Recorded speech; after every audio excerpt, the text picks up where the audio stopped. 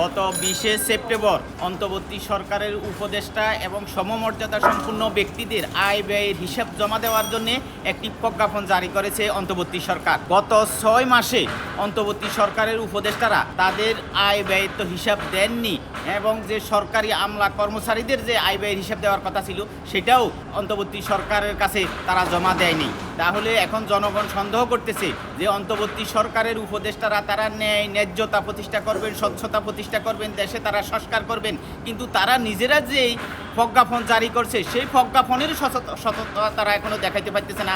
তারা তাদের আয় ব্যয়ের হিসাব জাতির সামনে উপস্থাপন করতে পারতেছে না। তো যারা নিজেরাই তাদের আয় ব্যয়ের হিসাব দিতে পারতেছে না, স্বচ্ছতা দেখাইতে পারতেছে না, তারা জাতিকে কি স্বচ্ছতা দিবে? জাতির মধ্যে তারা কি ন্যায্যতা প্রতিষ্ঠা করবে? দেশের কি সংস্কার তারা করবে? এখন তো জনগণ সন্দেহ করতেছে যে উপদেষ্টারা যেহেতু তাদের আয় ব্যয়ের হিসাব দিচ্ছেন না গত 6 মাসে, তাহলে তারা নিজেরাই তো ভিতরে তারা দুর্নীতি করতেছেন।